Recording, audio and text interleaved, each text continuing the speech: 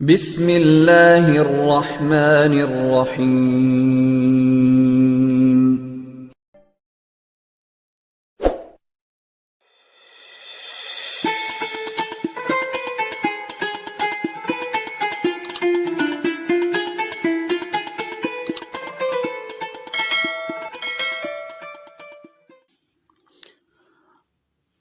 السلام علیکم ورحمۃ اللہ وبرکاتہ۔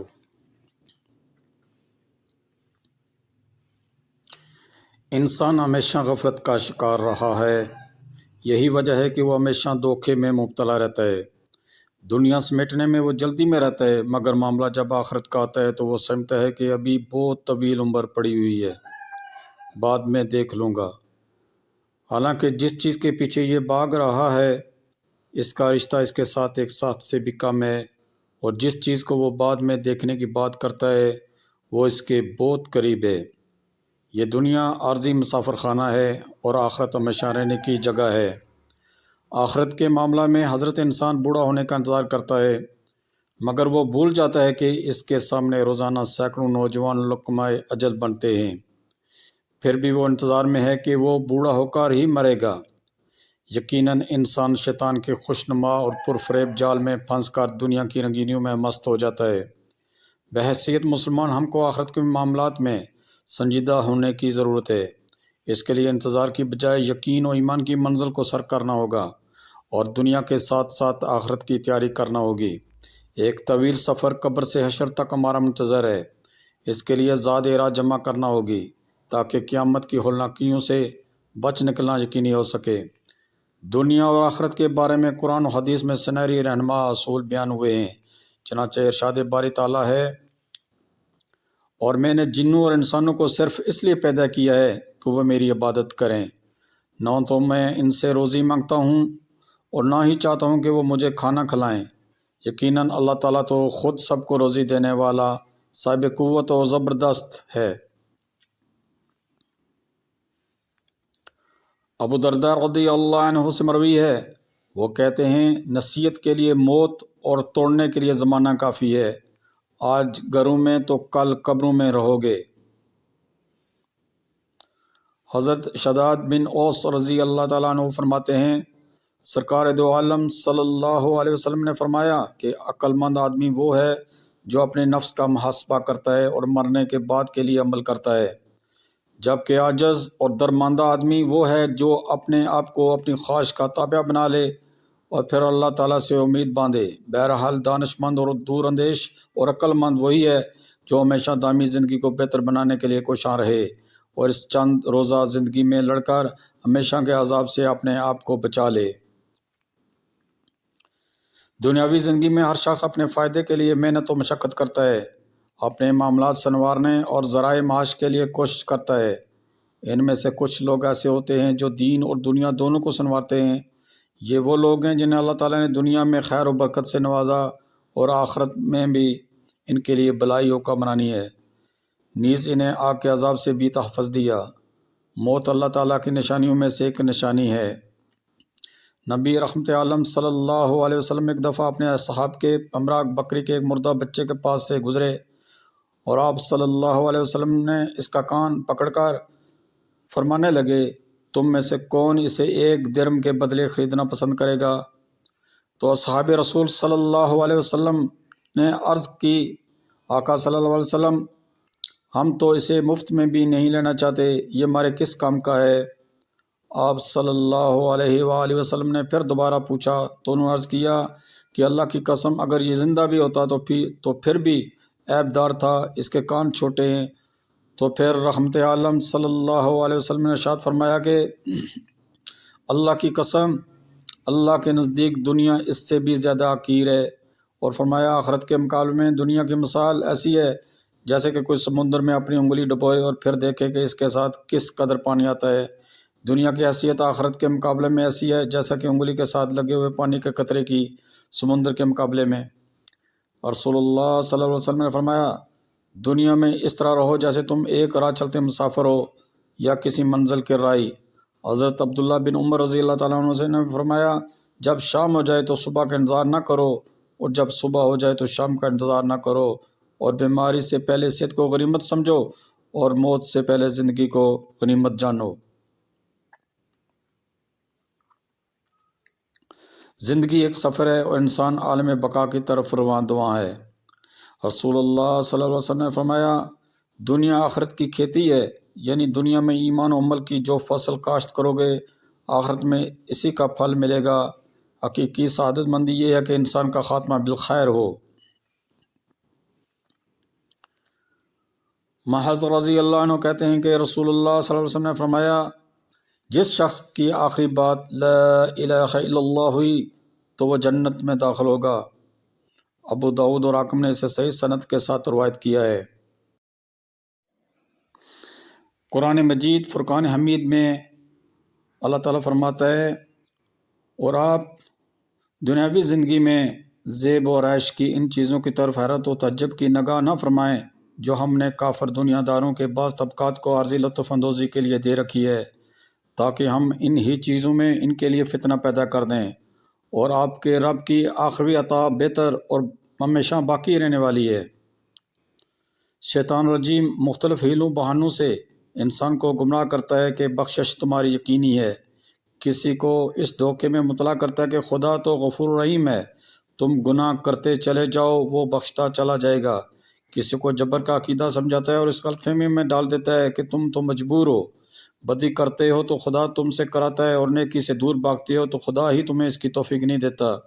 اس طرح کے نامعلوم کتنے دھوکے ہیں جو انسان خدا کے بارے میں کھا رہا ہے، اور اگر تجزیہ کر کے دیکھا جائے تو آخرکار تمام گمراہیوں اور گناہوں اور جرائم کا بنیادی سبب یہی نکلتا ہے کہ انسان نے خدا کے بارے میں کوئی نہ کوئی دھوکہ کھایا ہے، تب ہی اس سے کسی اعتقادی دلالت یا اخلاقی بے راہ روی کا صدور ہوا ہے۔ اللہ تعالیٰ کے روبرو کیا ہوگا؟ اللہ تعالیٰ لوگوں کو قیامت کے دن سے ڈرا رہا ہے اور اپنے تقوی کا حکم فرما رہا ہے۔ ارشاد ہے، اس دن باپ اپنے بچے کو یا بچہ اپنے باپ کو کچھ کام نہ آئے گا، ایک دوسرے کا فدیہ نہ ہو سکے گا۔ تم دنیا پر اعتماد کرنے والوں آخرت کو فراموش نہ کر جاؤ، شیطان کے فریب میں نہ آ جاؤ، وہ تو صرف پردہ کی آڑ میں شکار کھیلنا جانتا ہے۔ ابن ابی حاتم سے روایت ہے، حضرت عزیر علیہ السلام نے جب اپنی قوم کی تکلیف ملاحظہ کی اور غم و رنج بہت بڑھ گیا، نیند اچاٹ ہو گئی تو اپنے رب کی طرف جھکے، فرماتے ہیں میں نے نہایت ہی تضرع و زاری کی، خوب رویا، گڑ گڑایا، نمازیں پڑھیں، روزے رکھے، دعائیں مانگی، ایک مرتبہ رو رو کر تضرع کر رہا تھا کہ میرے سامنے ایک فرشتہ آ گیا، میں نے اس سے پوچھا کیا نیک لوگ بروں کی شفاعت کریں گے یا باپ بیٹوں کے کام آئیں گے؟ اس نے فرمایا کہ قیامت کا دن جھگڑوں کے فیصلوں کا دن ہے، اس دن اللہ خود سامنے ہوگا، کوئی بغیر اس کی اجازت کے لب نہ ہلا سکے گا، کسی کو دوسرے کے بدلے نہ پکڑا جائے گا، نہ باپ بیٹے کے بدلے، نہ بیٹا باپ کے بدلے، نہ بھائی بھائی کے بدلے، نہ غلام آقا کے بدلے، نہ کوئی کسی کا غم اور رنج کرے گا، نہ کسی کی طرف سے کسی کو خیال ہوگا، نہ کسی پر رحم کرے گا، نہ کسی کو کسی سے شفقت و محبت ہوگی، نہ ایک دوسرے کی طرف پکڑا جائے گا، ہر شخص نفسا نفسی میں ہوگا، ہر ایک اپنی فکر میں ہوگا، ہر ایک کو اپنا رونا پڑا ہوگا، ہر ایک اپنا بوجھ اٹھائے ہوئے ہوگا، کسی اور کا نہیں۔ روز قیامت ہر انسان نفسا نفسی کہتا ہوگا اور باپ بیٹے کے اور بیٹا باپ کے کام نہ آ سکے گا، نہ کافروں کی مسلمان اولاد انہیں کا فائدہ پہنچا سکے گی، نہ مسلمان ماں باپ کافر اولاد کو۔ طوفان کے وقت جہاز کے مسافر میں سخت افراتفری ہوتی ہے، اور ایک اپنی جان بچانے کی فکر میں رہتا ہے، تاہم ماں باپ اولاد سے اور اولاد ماں باپ سے بالکل غافل نہیں ہوتی، ایک دوسرے کے بچانے کی تدبیر کرتے ہیں، بلکہ بسا اوقات والدین کی شفقت چاہتی ہے کہ وہ ہو سکے تو بچے کی مصیبت اپنے سر لے کر اس کو بچا لیں، لیکن ایک ہولناک و روشربا دن آنے والا ہے جب ہر طرف نفسا نفسی ہوگی، اولاد اور والدین میں سے کوئی اصرار کر کے دوسرے کی مصیبت اپنے سر لینے کو تیار نہ ہوگا، اور تیار بھی ہو تو یہ تجویز چل نہ سکے گی۔ آدمی اس دن سے ڈر کر غضب الہی سے بچنے کا سامان کرے، آج اگر سمندر کے طوفان سے بچ گئے تو کل اس سے کیوں کر بچو گے؟ آتے ہیں کہ انسان گناہ کرتا رہے اور مغفرت کی تمنا بھی ہو۔ مچھر جیسی بالکل ادنا مخلوق سے تشبیہ دینے سے مراد دنیا کی حقارت ظاہر کرنا ہے، جس طرح ہمارے ہاں مچھر جیسی مخلوق کی کوئی قدر قیمت نہیں، اللہ کے ہاں اس دنیاوی مال و متاع کی کوئی حیثیت نہیں ہے۔ اگر اللہ تعالیٰ کے ہاں اس دنیاوی مال و زر کی ذرا بھی قدر و قیمت ہوتی تو اللہ تعالیٰ کافر کو ایک گھونٹ پانی کا بھی نصیب نہ ہونے دیتے۔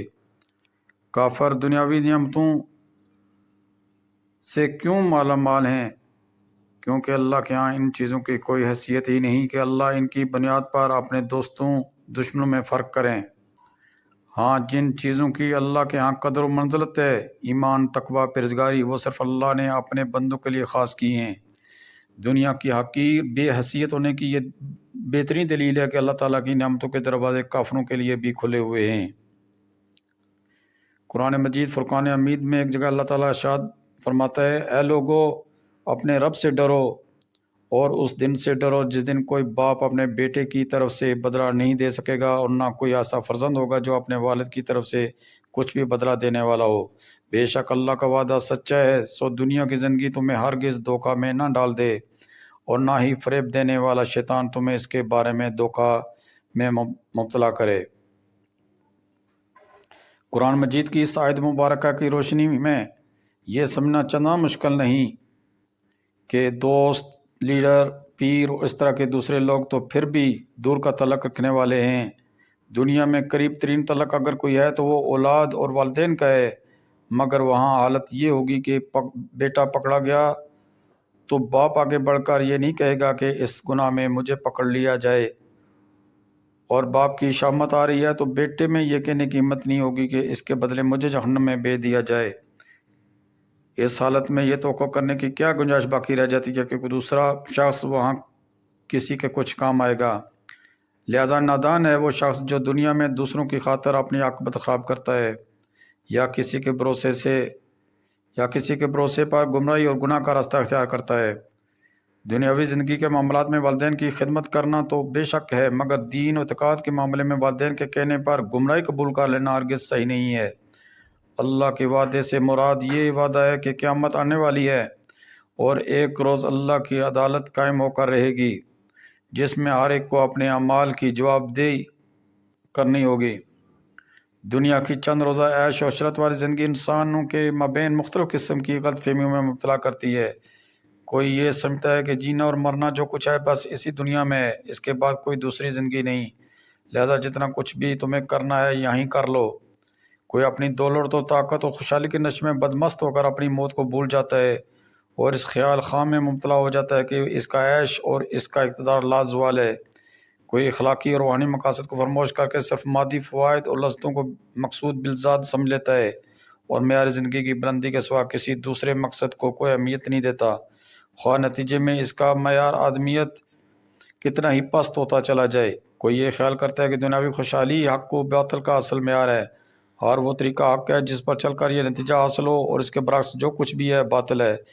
کوئی اسی خوشحالی کو مقبول برگاہ الہی ہونے کی علامت سمجھتا ہے اور یہ قاعدہ کلیہ بنا کر بیٹھ جاتا ہے کہ جس کی دنیا خوب بن رہی ہے، خواہ کیسے ہی طریقوں سے بنے، وہ خدا کا محبوب ہے، اور جس کی دنیا خراب ہے، چاہے وہ حق پسندی اور راست بازی ہی کی بدولت خراب ہو، اس کی عاقبت بھی خراب ہے۔ اور ایسی جتنی غلط فہمیاں بھی ہیں، ان سب کو اللہ تعالیٰ نے اس آیت میں دنیاوی زندگی کے دھوکے سے تعبیر فرمایا ہے۔ الغرور دھوکے باز سے مراد شیطان بھی ہو سکتا ہے، کوئی انسان یا انسانوں کا کوئی گروہ بھی ہو سکتا ہے، انسان کا اپنے نفس بھی ہو سکتا ہے اور کوئی دوسری چیز بھی ہو سکتی ہے۔ کسی شخص خاص یا شے خاص کا تعین کیے بغیر اس وسیع معنی لفظ کو اس کے مطلق صورت میں رکھنے کی وجہ یہ ہے کہ مختلف لوگوں کے لیے فریب خوردگی کے بنیادی اسباب مختلف ہوتے ہیں۔ جس شخص نے خاص طور پر جس ذریعہ سے بھی وہ اصل فریب کھایا ہو، جس کے اثر سے اس کی زندگی کا رخ صحیح سمت سے غلط سمت میں مڑ گیا، وہی اس کے لیے الغرور ہے۔ دعا ہے اللہ سبحانہ و تعالی ہماری دنیا اور آخرت بہتر بنائے اور شیطانی وسوسوں سے محفوظ بناتے ہوئے قرآن و سنت کے رہنما اصولوں پر عمل پیرا ہونے کی توفیق عطا فرمائے، اپنے برگزیدہ بندوں کی قربت نصیب کرے، آمین ثم آمین۔